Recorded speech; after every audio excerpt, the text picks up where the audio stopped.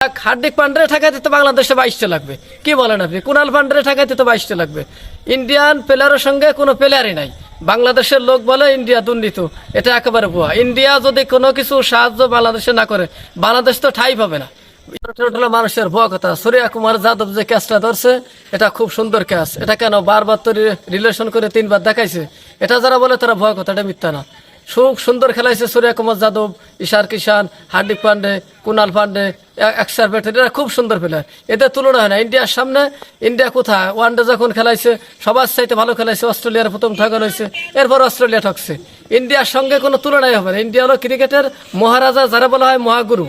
এক সময় ছিল মহেন্দ্র সিং ধোনি, তিনি সর্বকালের সেরা অধিনায়ক ছিল। বর্তমানে আছে, যার পরে যদি বলতে হয় তার কথা না বললেন না, তিনি আছেন রোহিত শর্মা। এরপরে আছে অভিজ্ঞতা বিরাট কোহলি। এদের সঙ্গে কোনো তুলনা নাই। আসলে বুমরা যে বল করছে, এই বুমরার সঙ্গে দাঁড়ানোর মতো প্লেয়ার তো আমি দেখিনি। যে সমস্ত যে লিখছেন কোরআন, গেইল, অন্যান্য ব্যাটিং, ডেভিড মিলার তো আরো দূরের কথা। এরা তো শীতকাতেও পুরেই পড়ে যায় জাসপ্রীত বুমরার বলে। এটা অসম্ভব। ইন্ডিয়ার সঙ্গে কোনো তুলনা নাই। ইন্ডিয়ার খুব ভালোবাসি আমি, ইন্ডিয়ার টিম খুব ভালো। ইন্ডিয়ার পতাকা বানাইছি আমি, ইন্ডিয়ার ভালোবাসি। যেরকম হার্দিক পান্ডে, কুনাল পান্ডে, এদের খুব ভালোবাসি আমি। যেহেতু আর একটা দুঃখের বিষয় ছিল যে সুরেশ আয়ারকে নেওয়া হয় না, দীরেশ কার্তিককে নেওয়া হয় না। কয়টা নাম ইন্ডিয়ার যে প্লেয়ার, কয়টা নামে? সবই তো আই লাভ ইউ প্লেয়ার। সব কটা প্লেয়ারকে আমি খুব ভালোবাসি, খুব ভালোবাসি। এদেরকে আমি খুব সমর্থন করি। যদিও বাংলাদেশি লোক, আমি আই লাভ মাই কান্ট্রি, আমার দেশকে আমি ভালোবাসি। তারপর ইন্ডিয়া টিমকে আমি খুবই ভালোবাসি, আমার মন প্রাণ দিয়ে খুবই ভালোবাসি। বাংলাদেশের যে সমস্ত প্লেয়ার যা খেলায়, এরা কি খেলা, এটা তো অপছন্দ।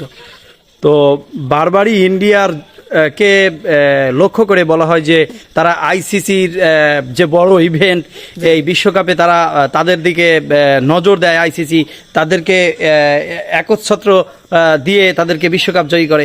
এই বিষয়টা আপনি কোন দিকে দেখেন? বিষয় সব আসলে ইন্ডিয়ার সামনে কোনো দল নাই। টেস্টে বলেন, আপনি ওয়ানডে বলেন, টি-20 বলেন, সব দিক থেকে ইন্ডিয়া পারফেক্ট। ইন্ডিয়া ওয়ানডে যখন খেলেছে সারা বিশ্ব দেখছে, কারো কাছে পরাজিত হয় নাই। অস্ট্রেলিয়ার প্রথম ঠেকানো হয়েছে, লাস্টে হয়তো ঠকছে। এটা ইন্ডিয়ার সামনে কোনো দলই নেই মনে করি। ইন্ডিয়া খুব বড় দল। ওয়ানডেও ঠকে নাই কারোর সঙ্গে। টি-20 কার কাছে ঠকছে প্রশ্ন করেন তো আপনি। গোটা বিশ্বের কাছে ওয়ানডে কার কাছে ইন্ডিয়া ঠকছে, টি-20 কার কাছে ঠকছে? এই যে বলে বাংলাদেশ আর ইন্ডিয়া দুর্নীতি হয়, এটা সব মিথ্যে কথা। এক হার্দিক পান্ডে ঠেকাইতে তো বাংলাদেশে 22টা লাগবে। কি বলেন আপনি? কুনাল পান্ডে ঠেকাইতে তো 22টা লাগবে। ইন্ডিয়ান প্লেয়ারের সঙ্গে কোনো প্লেয়ারই নাই। বাংলাদেশের লোক বলে ইন্ডিয়া দুর্নীত, এটা একেবারে ভুয়া। ইন্ডিয়া যদি কোনো কিছু সাহায্য বাংলাদেশে না করে, বাংলাদেশ তো ঠাঁই পাবে না। ইন্ডিয়া এমন এমন কাজ করে যে বাংলাদেশে ভালোবাসলেও তারা করে, ক্ষতি কোনো করেই না। তারা খুব ভালোবাসে, পাশের দেশ, তারা আমাদের খুব ভালোবাসে।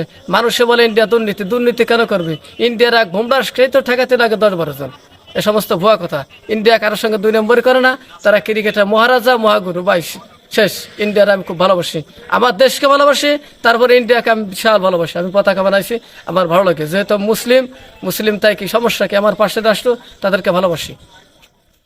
এই ইন্ডিয়ার নামে কোনো এই সমস্ত যারা বলে পারে না, না পারার কারণেই। মিলাদ তো যেটার জন্য মারছিল 6, সেটা তো সূর্য কুমার দশে। হার্দিক পান্ডে এত সুন্দর বল করছে, যার তুলনাই চলে না। আমাদের কি আছে ওরকম বল করে এক মুস্তাফিজুর রহমানের মতো? তার কেউ নাই। তিনি তো ভেরি গুড বোলার, আর তো ভেরি গুড বোলার পাওয়া যাচ্ছে না তালাশ করে আমাদের দেশে। মাহমুদুল্লাহ রিয়াদ খুব ভালো খেলছে, সাকিব ভালো খেলাইছে, আর তো সব কি করে।